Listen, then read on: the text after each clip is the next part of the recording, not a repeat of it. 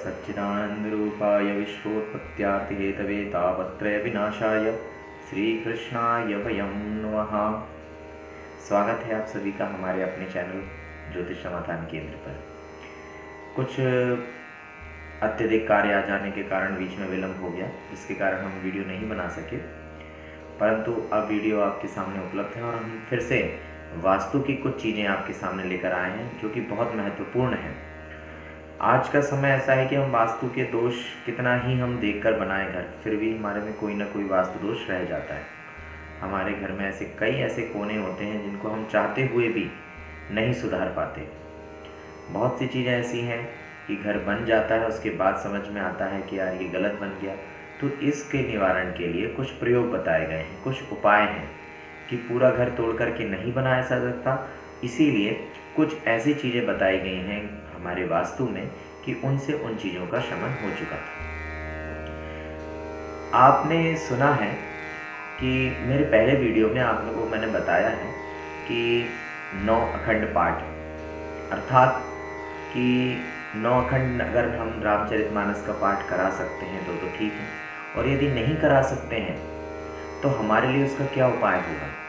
हमारे लिए उपाय है कि 9 पाठ रामचरितमानस के ना होकर के कोई 9 दिवसीय कोई अनुष्ठान हो जाए घर में, कोई ब्राह्मणों द्वारा अनुष्ठान हो जाए कि जिससे हमारा 9 दिनों तक हमारे घर में भगवत संकीर्तन हो, कोई कीर्तन हो। तो इससे 9 दिनों में जो भी वास्तु का दोष होता है वो समन हो जाता है। ये तो पहला पॉइंट जो हमने पहले वीडियो में आपसे चर्चा की थी। अब दूसरा वही दोष के बारे में जब बात की गई कि कहीं भी अगर वास्तु दोष है घर में तो हमें क्या करना चाहिए। अब इनके लिए मैंने बताया था कि आपको जिस जगह पर भी वास्तु दोष है वहां पर 9 अंगुल का 8 और एक 9 अंगुल का स्वास्तिक, जैसा कि आपको ये चित्र में दिख रहा है, 9 अंगुल का चित्र आपको जिस स्थान पर वास्तु का दोष है उस स्थान पर आपको लगाना है। सभी दिशाओं में लगा सकते हैं। जिस स्थान पर भी अगर हमें लग रहा है कि यहाँ पर वास्तु का दोष है, हमें वहाँ पर वो स्वास्तिक बना देना चाहिए। तो ये तो हुई हमारी पिछली वीडियो की बातें। अब मैं नए उपायों के साथ आपके सामने उपस्थित हूँ, तो कृपया जिन ने अभी वीडियो को सब्सक्राइब नहीं किया है प्लीज़ सब्सक्राइब करें और बेल आइकन को जरूर दबाएं, जिससे कि मेरा नया वीडियो जो आपके सामने प्रस्तुत हो तो आपको सबसे पहले मिल सके। इसलिए हम हमारे वीडियो को आगे बढ़ाते हैं। चलिए, तो आज का पहला उपाय, गुजरात प्रांत में स्थित हाटकेश्वर महादेव का मंदिर। ऋषि कात्यायन ने यहाँ पर वास्तुपत तीर्थ नाम से इसकी स्थापना की थी और यहाँ विश्वकर्मा के साथ पूजन की थी। यहाँ पर 48 देवताओं की एक साथ पूजन होती है इसी मंदिर में। यहाँ आपके घर में किसी भी प्रकार का दोष हो, कोई शिला अगर गलत बनी है, कोई हमारे यहाँ पिलर गलत बना है, कोई खिड़की पर गलत बनी है या कोई दरवाजा गलत बना है, इन सभी के दोष से निवृत्ति के लिए वहाँ पर सिर्फ दर्शन मात्र से पूरे दोषों का शमन हो जाता है। ये स्कंद पुराण में इसका वर्णन दिया गया है कि जो भी इस हाटकेश्वर मंदिर के दर्शन कर लेता है उसके घर के सारे वास्तु के दोष तुरंत ही शमन हो जाते हैं। उसी प्रकार दूसरा, यदि हमारे जो रसोई घर है, हमारा रसोई घर या किचन हमारा गलत स्थान पर बन गया है, तो उसके दोष के लिए आग्नेय कोण अर्थात साउथ और ईस्ट के बीच में, साउथ ईस्ट के बीच में जो कोना होता है वो कहलाता है आग्नेय कोण। आग्नेय कोण में आप एक बल्ब लगा दीजिए बिजली का, जो कि वहाँ अग्नि तत्व का प्रधान होता है, इसलिए वहाँ पर हम आग्नेय कोण में हम किचन बनाते हैं, जिससे कि अग्नि तत्व वहाँ पर मजबूत होता है। इसी कारण वहाँ पर एक बल्ब लगा दीजिए, जिससे कि वहाँ, और ध्यान से सुबह एवं शाम दोनों टाइम उस बल्ब को आप जलाएं। ध्यान से उस बल्ब को जलाएं। अगर आपका किचन अग्नि कोण में नहीं है, दूसरे कोण में है, तो आप उसे जलाइए, तो उससे भी वास्तु का दोष हट जाता है। अगला उपाय, यदि हमारे घर में किसी भी प्रकार का वास्तु दोष है या फिर हमें लगता है कि हमारे घर में कुछ गलत नकारात्मक ऊर्जा आ रही है, या हमारे घर में कभी कभी हमें ऐसा लगता है कि कुछ गलत हो रहा है, तो ये वास्तु का हो सकता है। तो इसके लिए आप घोड़े की नाल जो लोहे की आती है वह अपने आप निकली हो, घोड़े के चलते चलते अपने आप यदि वह निकली हो, वही घोड़े की नाल आप प्रवेश द्वार के आपके मुख्य द्वार पर लगाएं।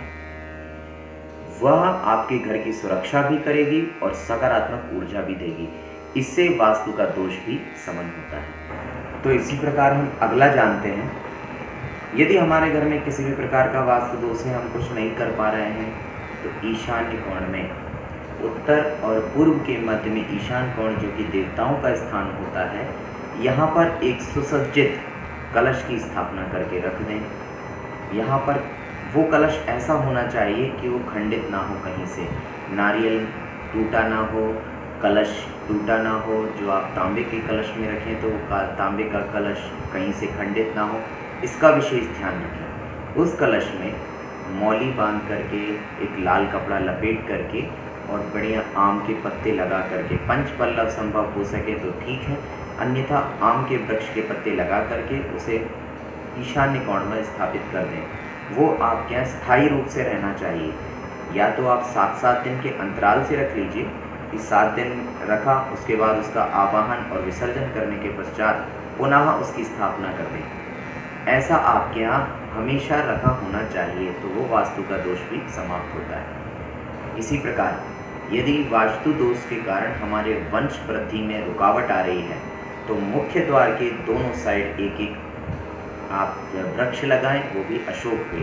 अशोक के 2 वृक्ष लगाने से आपके घर में सकारात्मक ऊर्जा भी आएगी, वास्तु दोष का शमन भी होगा और आपके यहाँ वंश की वृद्धि भी होगी।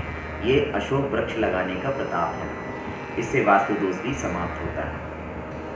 अगली चर्चा करते हैं हम डस्टबिन से। अब हमारे यहाँ कचरा घर होता है कि हम एक जगह कहीं कचरे को स्थान देते हैं कि यहाँ पर कचरा रखा रहेगा, उसके बाद हम बाहर कर देंगे। परंतु ईशान्य कोण पर, जो कि उत्तर और पूर्व के बीच का स्थान होता है, वहाँ कभी भी कचरा इकट्ठा ना होने दें। यदि वहाँ कचरा इकट्ठा होता है तो आपके यहाँ की वृद्धि समृद्धि सब रुक जाती है। इसलिए ध्यान से कभी भी ईशान्य कोण पर कचरा इकट्ठा ना होने दें, वहाँ कोई भी बड़ी मशीन या भारी सामान ना होने दें। ये विशेष ध्यान रखें ईशान्य कोण के लिए। तो डस्टबिन आप किसी और दिशा में रख दीजिए, नैऋत्य कोण में रखिए या वायव्य कोण में रखिए, परंतु ईशान्य कोण में उसे नहीं रखा जाएगा, अन्यथा आपके यहाँ वृद्धि समृद्धि धन की आवक सभी चीज़ें रुक जाएंगी। ये विशेष ध्यान रखिएगा। अब हम बात करते हैं जो कि एक सबसे बड़ी परेशानी है आज हमारे बीच में, नींद की। अब हम अगर मान लीजिए कोई जातक पश्चिम की तरफ मुँह करके और शयन करता है और उसके पैर पूर्व की तरफ होते हैं, तो उसके बहुत सारी परेशानियां होती हैं।